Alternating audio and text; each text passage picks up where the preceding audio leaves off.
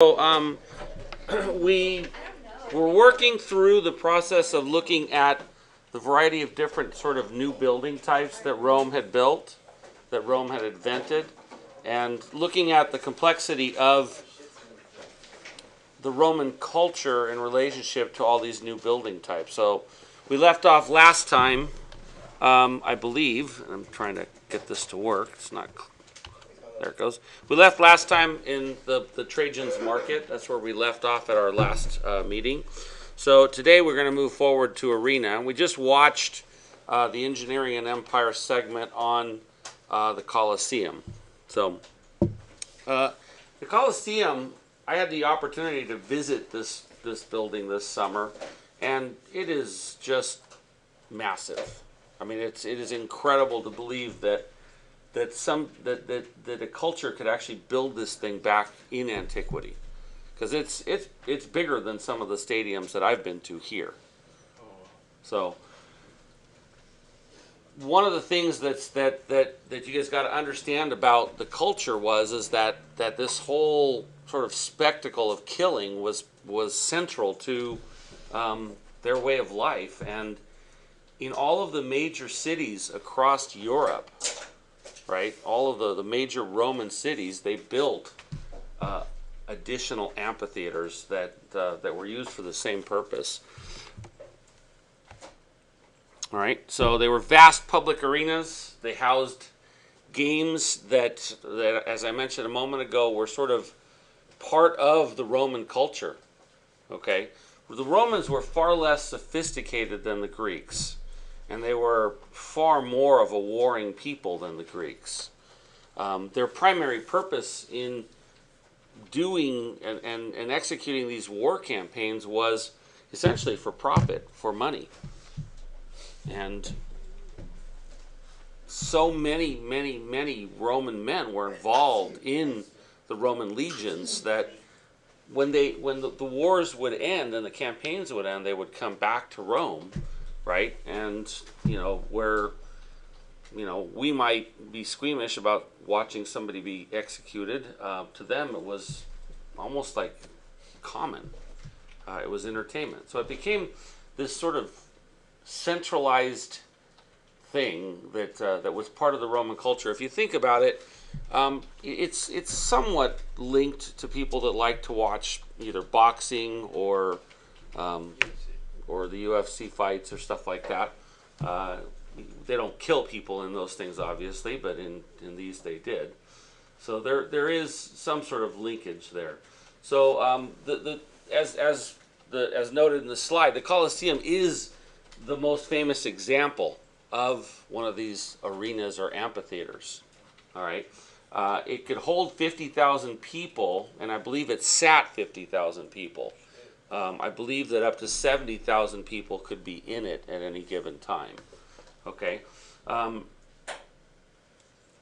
As mentioned, it's notable for its scale, the technology that was used to build it, right? The use of Roman concrete, the arches, the trabeated structure, and all of the passageways and stuff in it were just unprecedented. Okay, one of the variations that we'll take a look at as we kind of go through arenas is this circus. And a circus is not a place where Barnum and Bailey have elephants and lions and tigers. The circus was a type of amphitheater that was elongated. We'll take a look at a picture or two of one that was used predominantly for horse and chariot races. Okay. Here's a rendering of a digital rendering of the amphitheater. One of the things that the rendering doesn't show, but is evident when you study the Colosseum, is that in the Colosseum there were these 4 levels. Okay, and each of the levels contained a different order, starting with the Doric order at the bottom, the Ionic order second. The third order, or the order of the third level, was the Corinthian order, and finally at the top level was the composite order. Here's a cutaway section of the Colosseum, kind of showing a little bit of how the seating would sort of sit in relationship to all of these sort of vaulted and bastion walls that were underneath it. All right, and a little bit of the velarium that they talked about, and the poles that were sort of used to kind of prop it up there. I've got a better rendering that I found more recently, all right, that shows kind of more of a digitally rendered view of it, of the velarium and the various pieces of it. This seat right here was where the emperor sat. So these were the entrances into it. So we'll take a close look at some of these areas. We'll look at the structure of the Colosseum. We'll take a look at the velarium, and then we'll take a look at this sort of subterranean component which had the trapdoors and animal cages and cells. All right. So if we take a look at this first one, we start to see the use of the arch and concrete along with these stairs. When I climbed those stairs, I was amazed at how steep the damn things were. So, and they seem like they go on forever. So, what's that? Yeah, what code? Yeah, they predate codes by a long, long, long period. So it's important to kind of note, right, how there is this one-to-one relationship between the sort of seating areas and the shape of the drum. Okay, so it's not exactly a drum; it's an elongated drum. So it's an oval of sorts, and you can see all the passageways that went around the entire sort of structure and allowed people to kind of work their way through things and enter in at the various levels. In this next slide, let's take a look at the sort of substructure and how they had layered essentially all of this brickwork underneath with the wood structure above it, and then the dirt or sand floor above it. One of the things that's interesting is that there were these passageways, and I'll back up to the previous one, that allowed people to enter from outside of the Colosseum into that substructure without having to bring stuff in front of other people, in front of the spectators. So let me back up for just a moment. No, wrong way, that way. You can see the structure right there. So this is the base level of the Colosseum and the subterranean access point to that lower section, the subterranean section. All right. And finally, let's take a look at the velarium structure that was used to sort of shade the amphitheater. So there were a series of poles, and you can still see, if you look back, let me go back to some of the pictures of the Colosseum.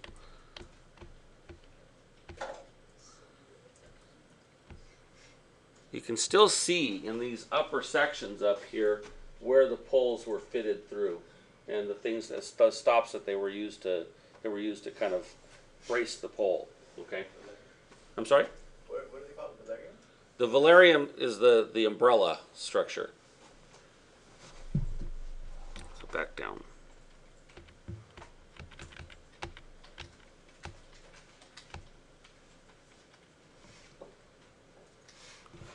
And one of the things that's fascinating about looking at this type of structure is this idea that the Romans actually were starting to master this idea of the use of tension.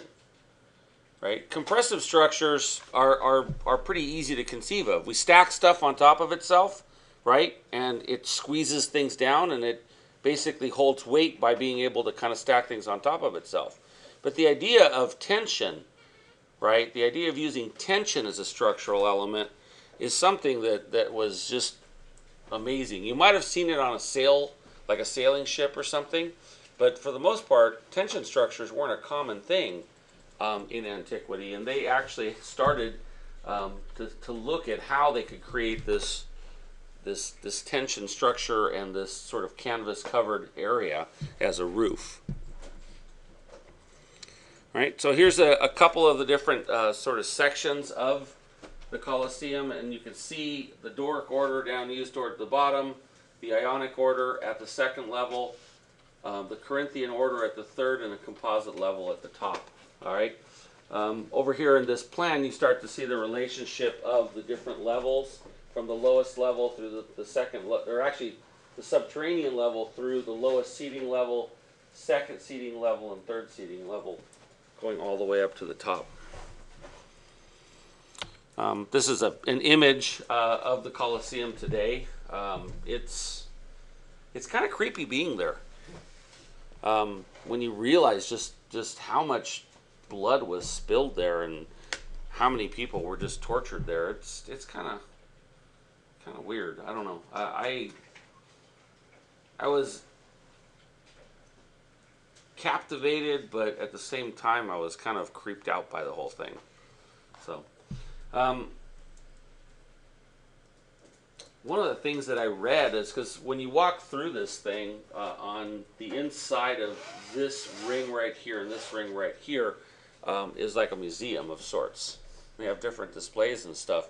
And there was this one thing where I kind of walked up to it and I was reading it, and it said that the stench of rotting blood and corpses would get so bad when they had some of these events that they had this sort of giant urn of incense that they would sort of swing around inside the Colosseum to try to mask the odor of all of those dead things. Couple of other views of what's left of the Colosseum today. So the outer dome does not go all the way around anymore. The inner dome does, but you can see the outer sort of ring here, or not dome, I'm sorry, the outer sort of cylinder here and here, one of the inner cylinders. All right. The next thing is the sort of related to this idea of amphitheater was the circus. And the circus in Rome is located, you can see the amphitheater here in the background. All right. The circus was located right there in the heart of Rome. It was called the Circus Maximus. That's the one in Rome. There was more than one circus created throughout the empire. So predominantly it was used for gladiatorial fights where horses and chariots and some sort of a circuit course was involved. Okay, the track was originally covered in sand. Ooh, we're running. That's your wake-up call? How much time do I have? Yeah, 12 minutes. Oh, that's 12.